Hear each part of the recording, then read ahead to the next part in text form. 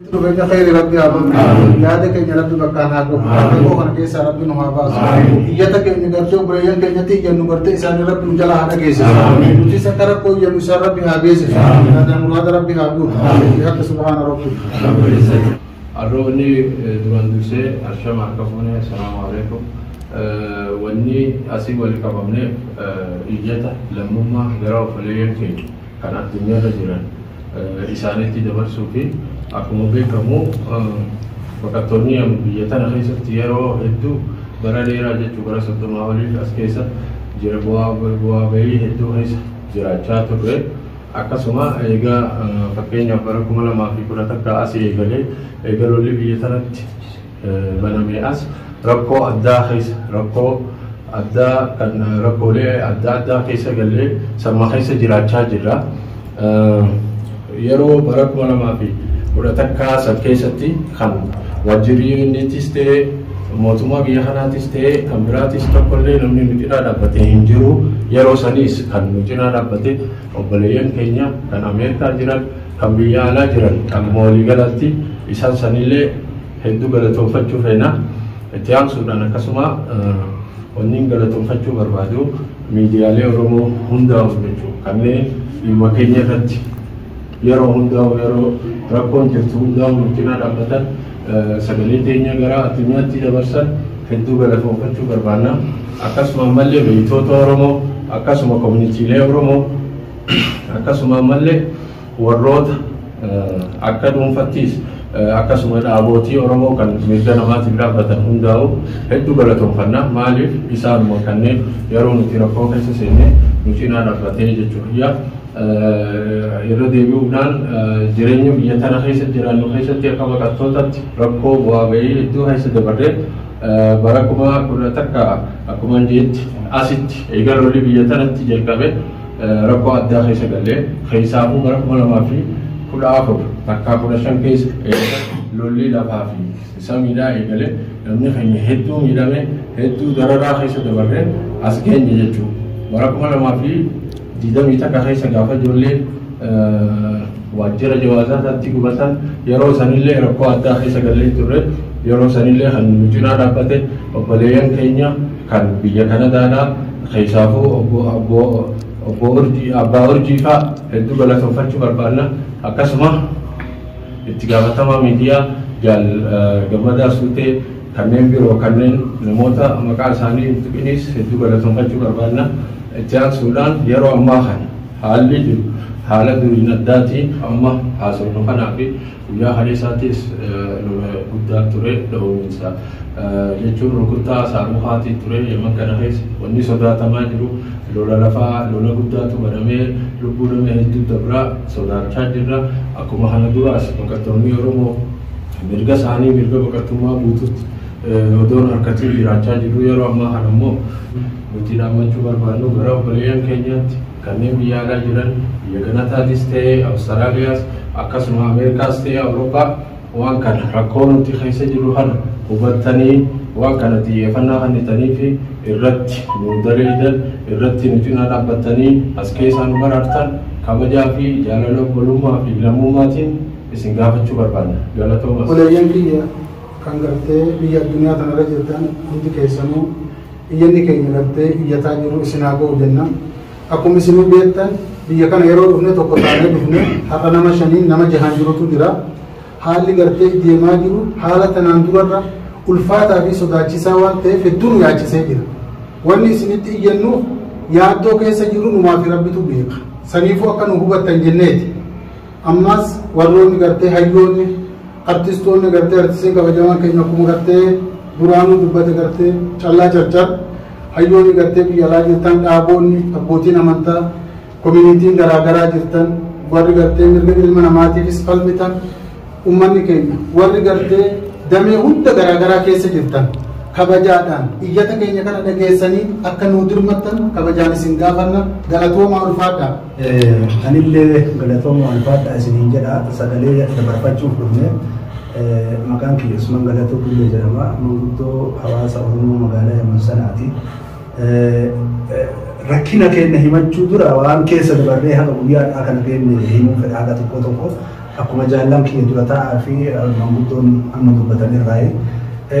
namni baqataan biyya kana keessa jiru baqataa sadii tokko ka waraqaa qabu tokko ka waraqaa beellamaa qabu tokko ka mamummaa hin qabu isaan kun hundi isaanii Oromoo rakkataa turre biyya kana keessa dararamaa turre warri waraqaa heeraa fi seeraa kan UN maageenyi tusan qabu ka waggaa 22 as keessa jiru jira yoo xiqqaate yoo irra xiqqaa jennu inni kun maatii qabu maatiin isaa kun yookiin nama 5 nama 6 nama 7 jira as keessa jiraatan dararaa kana keessa dabarree yeroo as geennu kanatti kanaan durallee UN wajjin waliin haasa'aa turre UN illee baqataa kanaa wanni isin guutullee jiru sagalee nuti UN biraa qabnullee jiru mootummaan biyyattii illee akkuma jirtu jirti walumaa galatti wanni jechuu barbaanne nuti durumaa rakkata utuma rakkannu guyyaa har'aa kana geenne gaafa bara 2011 illee waggaa tokkoof baatii afurii hulaa isaanii afooteenne achii kaanee nu facaasanii kaawwan atanitti kaan atakitti fe'anii namni kuwwan Oromoon bakka faca'ee jiraataa ture akkasumatti utuma akkasii jirru engaddalle gaafa jawaazata keessan namni keenya dhume irra guddaan isaanii ummata keenya saniif jecha sagalee taanaadhanii hulaa isaanii sana fobbahanii isaan sanillee fuudhanii ka karaa adan erganiif ka karaa biraa erganillee asuma keessa jira hin beeknu waan isaan godhaniif waan isaan irra jiran walumaa gala rakkinni keenya kun durumarraayyuu bal'atee deemee as ga'e wanni amma nuti rakkinni nutti ta'e iyyata kanaan nu gahe wanni akka isin iyyannu nu taasis lubbuu wanni lubbuu kun waan biyyattii tanaa fi nama biraatiin isinillee argaa jirtanii isiif jecha rakkanneeti malee UN illee takkaan dhageetteellee beektu waanlee nu gooteen beektu nama keenya kan rakkateellee waa gooteen beektu warra waraqaa qabu kanaallee waa gooteen beektu warra waraqaa beellamaa qabu kan waggaa 8 waggaa 10 waraqaa beellamaatiin taa'u jira heera addunyaa keessa takkaan dhageenya ka biyya Yaman kana malee kanaaf jecha nuti yoo ka danda'amu ta'e akka sagalee nu taatanii kanarraa nuti Oromoon taanee biyya kana keessa ka jiran rakkataa jirra du'aa jirra namni keenya rakkataa jira rakkina kanaaf akka nu quba qabaattanii nu hordoftanii nu qarqaartanii nama keenya kana haga danda'ame waan nu gootanidha eega bara 2011 irraa hiriira sanirraa baanee karaa UN itti deebine warri waraqaa qabu warri waraqaa hin qabne illee nuti lammiin Itoophiyaa yookaan Oromoo jedhamnu hin galla jennee UN dhadhee galmoofne ka waraqaa qabnu kaanuu keessa jiru jechuudha nu galmeessanii kanii mootummaan Itoophiyaa isin didee nu jette eessa dhadharee mootummaan Itoophiyaa eegalu didee isaan nu dubbachiisa isaan wal quunnamsiisa hin dubbifna ammas miidiyaa tokko kan inni duraa dubbatuuf kanullee itti waa himan nu godhaa jenneeni nu godhuu didanii sanillee nu goone jaaliyaallee ijaarannee qabna jaaliyaa sanillee isaantu nu harkaa dhiige UN dhiige ammas hiree silaa biyya namaatitti baqataan argatu heeraa fi seeraan biyya Yamanitti argatan amma waan san himuuf ayyaman keessa jira yoo waan san dhugaan addaan baafattanii qulqulleeffachuu feetan lammii Oromoo ta'e ka biyya kanarraa biyya san dhaqee yookaan biyya sin jirtan sanuu jiru ka biyya biraatu jiru abboo ati keezitee himattee dhufte moo waan biraattu jiraa gaafadha hireen gurgura hin bitatan UN heeraa fi seera isaaniititti namni mallaqa sirraa fudhatee waa sii godhuun dhoorgamaa jetti jarri ammoo doolara gurguddaa san nurraa fudhatti akkas waan san kafalachuu dhabnee biyya tana keessa jirra hagaadhaatiin warra asirraa deemee yookaan Austraaliyaa haa ta'u Kanaadaa haa ta'u Ameerikaa haa ta'u biyya isin jirtan biyya gurguddatte dhatte lammi Oromoo ofii waama abboo akkamii dhuftee Yamanirraa jedha gaafadha waan kana dhugoomsuuf qaroomsoo feetan kanaaf jecha an akka tokkotti akka nama tokkotti wanni isinii jedhu amma yeroo amma jirru kana keessatti ka dabresan rakkinni dabresan keessa dabarree ka bara 2011 san keessa illee dabarree haadha geenne guyyaa makaleessaa kana maaltu akka ta'e quba qabdan waan haaraa goonee isinii himnu ammas duubarra maaltu nu eeggataa boru maaltu ta'a iftaan maaltu ta'a rakkina keessa jirra yoo hin dandeettanii wanni isin hin dandeenye jiru tanaan dura akka jaalli keenya jedhe namni nu qarqaaraa tureen waliin rakkataa tureen nuuf iyyataa ture Oromoo namni yoo rakkannellee nuti waatti himannu Oromoo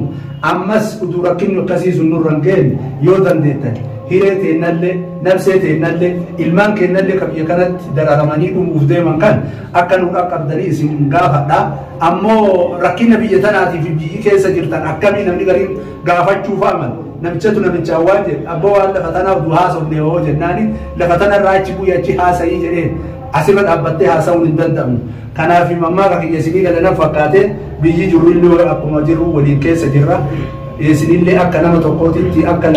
lammummaa tokkootitti akka nama saba tokkootitti akka foon keessanii akka ilma keessanii akka obboleessa keessaniititti akka nu iyyattanii nuti nama maqaa addaan baafnee ebaluu dur jenne namni quuqama sabaa qabdu kamu haga dandeettu nama lamaanillee taatu sadiinillee taatu gahee qabdu akka nu baatanii waliin dhuftanii waan tokko nu gootan isin gaafadha galatooma ulfaadhaa kabajamaa isiniin jedha. Uummanni Oromoodhaaf warri biyya addunyaa biyyattan hundi keessan dhaabbilee hawaasaa akkasuma koomitiilee Oromoodhaaf biyyoota garagaraa keessa jirtan akkasuma namoota gartee hayyoota Oromoodhaaf dhaabbilee garagaraa keessa hojjetan hundi keessanuu dhaamsa obbolummaadhaa hagatti Oromummaadhaa isiniin geechuu barbaada. Tokkoffaa ilmaan Oromoo warri as baqattummaadhaan biyya Yaman tana keessa jirru yeroo dheeraadhaaf as dhiyaachaa turre baroota dheeraadhaaf. Namoota bara 20 ol 25 hanga 30 as keessa jiru jira. Ilmaan as biyya sanatti dhalatee umriin ammaa waggaa 30tiif jira. Kanaaf nuti nama tokko hin taane amma maatii guutuu orma jira jechuudha ilmaan Oromoodhaan. Duuba waggaa kana ilmaan kun as biyya sana turruus haalli jireenya hama ture duubaanuu jireenyuma akka walii galaattuu miti Yaman jedhamu gaafuu miti nagaatu. Ilmaan keenya amma biduun eenyummaa lammummaa ala jira lammummaa sin qaba. Jireenyi ammoo akkuma osoo lolli gartee biyyattiin lola mudatiin duraahu haalli jireenya biyya sana hamtu hama tokko sadarkaa duraatti jireenya akkuma jirtuutu jireenya hamaa keessa jiraachaa ture.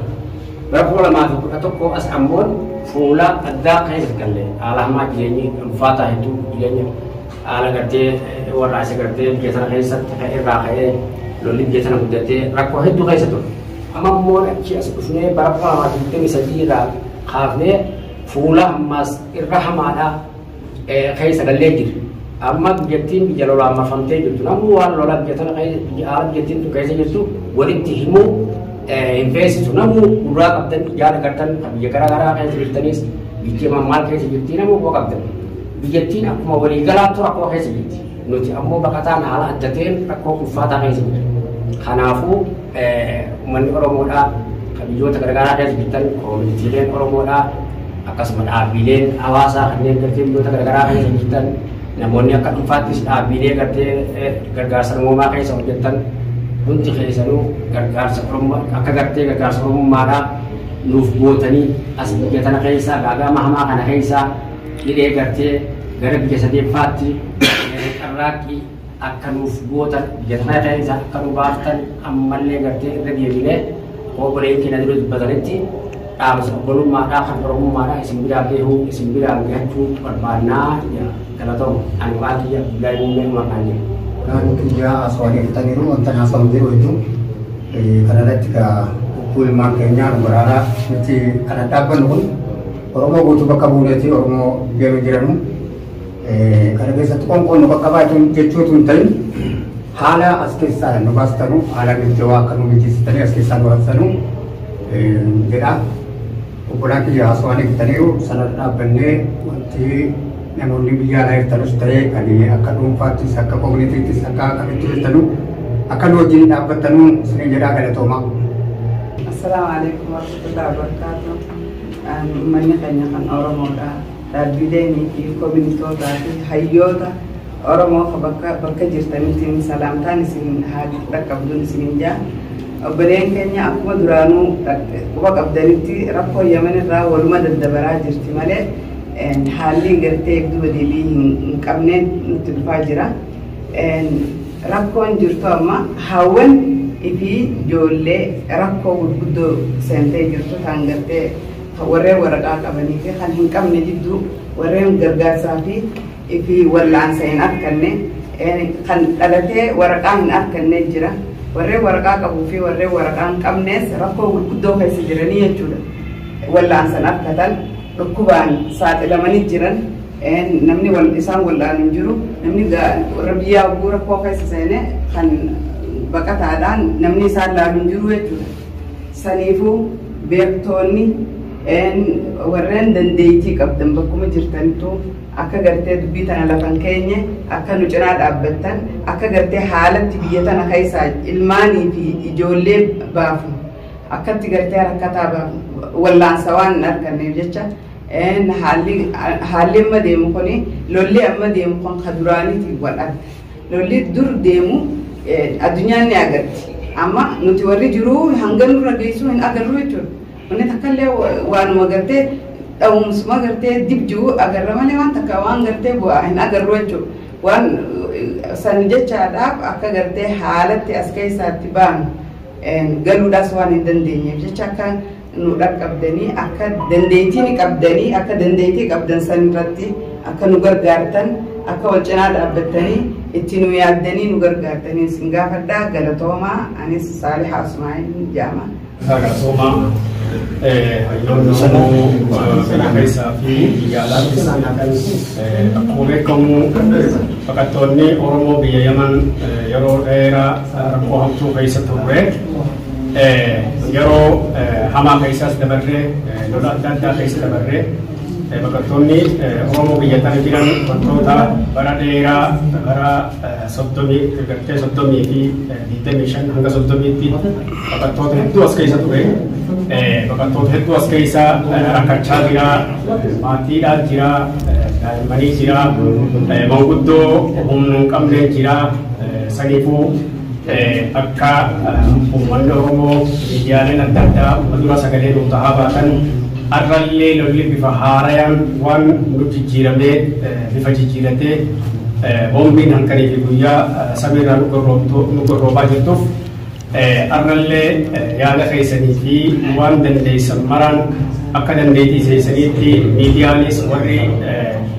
miidiyaa dhuunfaa qabdanis miidiyaan akka waliigalaatti akka baqattoota Oromoo Yaman kanaaf akka sagalee taatan akka yaada asumaan isinii dabarsuu barbaanna. Fayyaa ta'aa galatooma. Toga rajaan jenis senja dia Ramadan menurut karena bertahun ke Oromoo. Aku ini kamsa rantana kamsa hawaasa keenya kan biyya jiruuf kamsa lammummaa dhaam barbaanne isarraa har'a warreen asitti argamu ni hawaasa keessa koree keessa manguddoo keessaa gartee nama hanga tokko walitti dhufuu bakka kanatti akka walitti dhufuu maaliif hawaasni guutuu waa walitti dhufuu hin dandeenyeef namoonni hanga kun hawaasa jirurraa hundarraa bakka bu'ee rakkoo teenya tan hawaasaa ibsinee dhaamsa isinitti dabarfannaa jenneeti akkasitti namoonni hanga kun dhufee namni baqataa namni kana qofaa akka hin jenne isa lamaffaadha rakkoo waajirri UNHCR nuti waajirri UNHCR kan jala jiru waajirri UNHCR abdii takka illee irraa hin qabnu nuti arraan kana kan abdannu isinuma abii rabbi namni tokkolleen akka UNHCR jala ittiin kan dhiifne waajirri UNHCR baqataa Yaman keessa jiru tajaajila kennaan jiru dalagaan jiru kanaafuu lubbuu hawaasa keenya baraaruudhaaf lubbuu daa'immanii lubbuu dubartoota lubbuu hawaasa keenya baqattoota keenya kan Yaman keessa jiru kana baraaruudhaaf warreen dandeettii qabdan hedduu jira ni beekna warreen dandeettii qabdan akka addunyaatti Oromoonni biyyoota gurguddate keessa jirtan kan NGO adda addaatiin wajjin daleetan kan mootummaa biyya keessa jirtanii waliin daleetan kan dhaabbilee adda addaatiin waliin hojjetan kan akka dhuunfaatti hojjetanis akka community biyyoota san keessa jirtu community Oromoo biyya san keessa jirtu daleetanis hedduu jira namoota jajjabaa Oromoon qabdu hedduu jira kanneen akka addunyaatti ijoo namaa hedduu jira namoonni kun hundi miidiyaa jiru hundaa waliin miidiyaa dhuunfaa miidiyaa waliigalaa sooshaal miidiyaa hundaa wajjin sagalee taatanii rakkata akka seeroo kan akka keessaa baraartanii lubbuu isaanii akka baraartanii biyyoota nama fudhatu biyya baqataa fudhattuuf akka biyyi baqataa fudhattu as keessaa nama fudhattu akka gootan abdii guddaa isinirraa qabna isinii fi rabbi waliin abdii isinirraa qabna waan ta'eef sagalee nuuf taatanii akka baqataa as keessa yeroo kan akka as keessaa baraartan dhaamsa obbolummaadha dhaamsa lammummaadha isin gaafannaa galatoomaa isinidha. Akkuma obboleeyyan keeritti aansee durseetti obboleeyyan keenyaa kan miidiyaa dhuunfaatii fi miidiyaa amantaa qaban kan akka gartee callaa jarchan haa galatoomu galatootu barbaada haa galatoomu akkasuma miidiyaa illee haa galatoomu wanni asirratti jechuu barbaadu obboleeyyan kiyya ammaa kana dubbatan kana keessatti rakkoon biyya Yamanii rakkoo tokkorraa lamatti lamarraa gara sadiitti deemaa dhufe. Haalli immoo ammaa kana keessa dhaabannee keessa jiru lola meeshaa guddaadhaan addunyaan guddatte irratti garteetiin yaalaa jirtu akkuma isin argitan kana namni gartee yeroo ammaa kana keessatti gartee biyya kana keessa dha'aa jiru warriiwwan meeshaa gurguddaa qabanii biyyoota gurguddatte dha'aa jiru. Kana keessatti biyyoonni kunuu haalli isin biifuu keessa jirtutti haala lamaan keessa jirti. Haalli lamaan isin keessa jirtu warriiwwan biyya kana yoo gartee duraan gadhiisa biyya kanatti deebi'uudhaafi warra isa godhaa jiran jira. Inni lammataa kan warri mootummaa gurguddatte haala gartee meeshaa gurguddaa biyya kanarraa gara gartee Israa'eel dabalatuuti irratti meeshaa gurguddaa aggaamataniiti dha'aa jiran. Kana keessatti nuti baqataan Oromoodhaa kan biyya Yaman sanaa keessa jiru haala gaaga'amaa keessa jiru. nuti dubartoonnii fi ijoolleen haala gagamaa keessa jirti. Kanaaf waan ta'eef nuti yeroo ammaa kana keessatti wanni nuti sirraa barbaannu diinagdee miti. Wanni nuti sirraa barbaannu lubbuu teenya nu baraara, ilmaan teenya dubartoota baraara. Obboleeyyan keenya koominiitoonni adda addaa kan biyyoota alaa jirtan Ameerikaa, Awustiraaliyaa, Kanaadaa, biyyoota Awurooppaa jirtan hayyoonni keenyas kan biyyoota cufa keessa jirtanis agartee mootummaa gamtoomta keessa dalagdanis akka dhuunfatis waa dalagdanis akka tumsanuuf gootan akka as keessa lubbuu keenya nu baraartan kan nuti irraa barbaannu diinagdee osoo hin taane baraarama gartee lubbuuti kanas irraa barbaannaas ni jedha wannan dubbadhus kanumaa galatooma.